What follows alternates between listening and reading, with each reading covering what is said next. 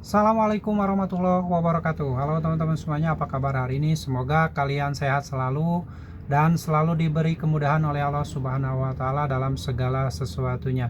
Baik teman-teman, kali ini saya akan bahas tentang resiko gagal bayar di aplikasi Aku Laku. Tapi sebelumnya saya ucapkan terima kasih buat kalian yang sudah support channel ini, buat kalian yang selalu mendukung channel ini dan selalu menantikan video-video yang saya upload berikutnya. Saya doakan kalian sehat selalu, berkah selalu, dan dimudahkan segala rezekinya oleh Allah Subhanahu wa taala. Amin ya Allah ya rabbal alamin. Baik teman-teman, kali ini saya akan membahas salah satu tema, yaitu resiko gagal bayar di aplikasi Aku Laku, sekaligus sharing pengalaman dari sahabat saya yang pernah didatangi oleh kolektor lapangan Aku Laku.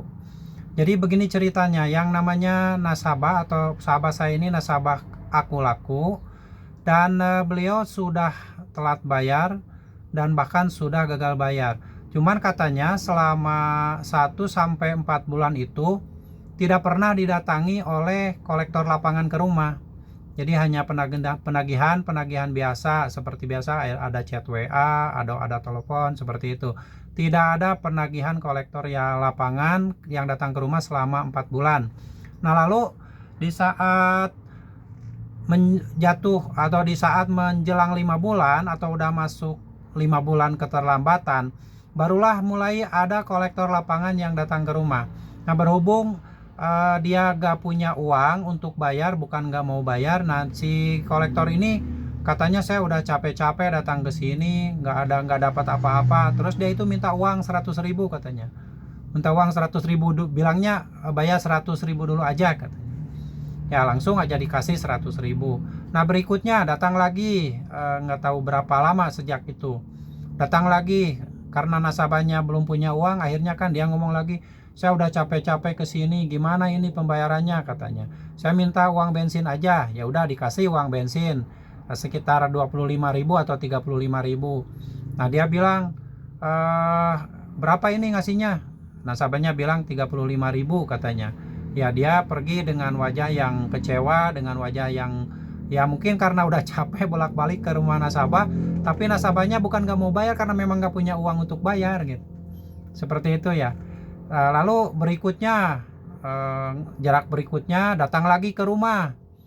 Nah, dia itu minta pembayaran minimal 500.000 katanya. Nah, nasabah ini karena mungkin ada uangnya ada, jadi dikasihlah 500.000. Sampai suatu ketika dicek di aplikasi, ternyata hutang yang tertera di aplikasi Aku Laku itu tidak berkurang, tetap aja segitu nominalnya. Nah, jadi barulah di situ kaget, kenapa saya sudah menitipkan uang, berarti jumlahnya ada yang 100.000 sama 500.000, itu kan 600.000. Tapi ternyata hutang di aplikasi gak berkurang. Dari situlah nasabah baru sadar bahwa dia itu mungkin kurang teliti, kurang betul-betul paham, karena takut, karena ya hal-hal pasti pikirannya campur aduk lah. Karena yang namanya orang gagal bayar itu nggak ada yang aman.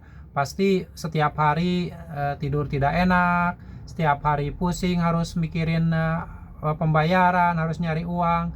Sementara kan untuk bekal sehari-hari saja susah.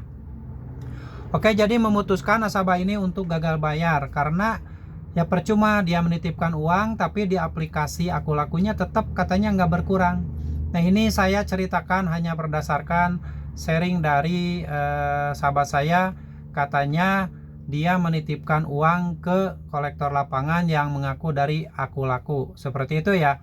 Jadi saya sarankan, sudah berkali-kali saya bilang, apabila ada kolektor lapangan yang datang ke rumah, dia mengaku dari aplikasi pinjaman online manapun, kalian harus periksa dulu, pastikan dulu surat-suratnya apakah dia itu bawa atau tidak. Dari mulai KTP, ID card, nama KTP sama nama di ID card harus sama. Kalau memang dia dari Aku Laku, pasti ID card-nya dari Aku Laku dan sama dengan nama yang ada di KTP. Lalu surat tugas penagihan. Lalu kalau misalkan dia dari pihak ketiga, harus ada surat kuasa dari Aku Laku ke perusahaan tempat dia bekerja. Selanjutnya, tanyakan juga SPPI, Sertifikasi Profesi Penagihan Indonesia. Nah, itu harus ditanyakan karena itu adalah hal yang penting. Yang namanya SPPI itu hal yang penting yang harus ditanyakan sebagai identitas bahwa dia itu memang tim penagihan dari perusahaan aplikasi. Nah, jadi jangan sampai kejadian seperti tadi menitipkan uang karena takut, akhirnya kan ya hutang nggak berkurang, uang kita nggak kembali. Seperti itu kan? Ini pengalaman yang betul-betul seolah-olah ini kan kayak diperas gitu, diperas oleh bangsa sendiri, diperas oleh bangsa pribumi yang diperalat oleh asing. Jadi kita sebagai warga atau sebagai bangsa pribumi diadu domba oleh asing dengan cara yaitu tadi. Jadi bangsa sendiri sebagai tim penagih dengan nasabah pinjaman online diadu domba seperti itu. Jangan sampai sekali lagi saya sampaikan, jangan sampai menitipkan uang sepeser pun kepada kolektor lapangan. Harus kalian teliti dulu dari mana asalnya, siapa namanya, tugas surat-suratnya lengkap atau tidak, karena itu akan sangat berbahaya sekali, akan sangat beresiko sekali buat nasabah yang tidak teliti. Ujung-ujung ngasih uang, celakalah kalian. Hutang gak berkurang, nanti datang lagi kolektor yang lain mengaku lagi dari aplikasi Aku Laku misalkan. Nah, itu yang berbahaya. Oke ya. Jadi buat kalian yang mungkin saat ini pernah merasakan seperti itu, saya sarankan berhati-hati, jangan sampai mudah memberikan uang tunai kepada orang yang datang atau tim penagih yang ngaku-ngaku dari aplikasi. Oke, seperti itu ya. Dan mungkin di antara kalian saat ini yang punya pengalaman yang lain tentang tim penagihan yang datang ke rumah dan lainnya, silakan kalian ketikkan di kolom komentar agar nanti bisa kita bahas bareng-bareng. Kita bahas dan bagaimana caranya, bagaimana solusinya.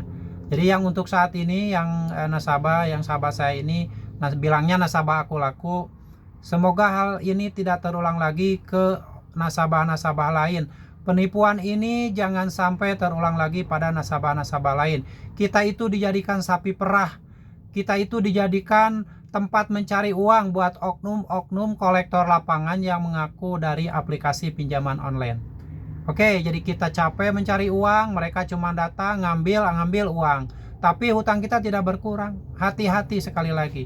Semoga video ini bermanfaat, dan buat kalian yang saat ini sedang ketakutan, kebingungan karena gagal bayar di aplikasi pinjaman online, kalian harus kuatkan mental, sehatkan pikiran agar kalian bisa tetap berpikir jernih, jangan sampai tertipu lagi. Oke ya, semoga tetap kalian sehat selalu, tetap semangat, jangan sampai bisa tertipu dan dimanipulasi oleh oknum kolektor lapangan yang datang ke rumah. Apabila misalkan ada kolektor atau DC yang menelpon atau chat WA, abaikan saja, jangan direspon, karena itu hanya akan menghancurkan mental kalian. Oke, demikian sharing tentang pengalaman nasabah Aku Laku yang didatangi debt collector dan diminta pembayaran secara tunai. Yang namanya pinjaman online, pengajuan via online, pembayarannya juga hanya bisa dilakukan melalui nomor virtual akun aplikasi. Tidak bisa dilakukan dengan pembayaran apapun, apalagi pembayaran tunai. Kalau pembayaran tunai dikhawatirkan itu adalah penipuan. Oke, semoga ini menjadi pelajaran buat teman-teman semuanya yang saat ini sedang memasuki telat bayar atau gagal bayar di aplikasi pinjaman online. Semoga video ini bermanfaat dan tetap semangat. Semoga kalian sehat selalu. Dan seperti biasa, sebelum video ini diakhiri, mari kita beristighfar bersama-sama, mohon ampun kepada Allah agar diberi kemudahan segala urusan kita. Amin ya Allah ya rabbal alamin. Bismillahirrahmanirrahim. Astagfirullah Robbal baraya, astagfirullah minal khotoya, astagfirullah Robbal baraya, astagfirullah minal khotoya. Amin ya Allah ya rabbal alamin. Sampai jumpa lagi di video selanjutnya. Wassalamualaikum warahmatullahi wabarakatuh.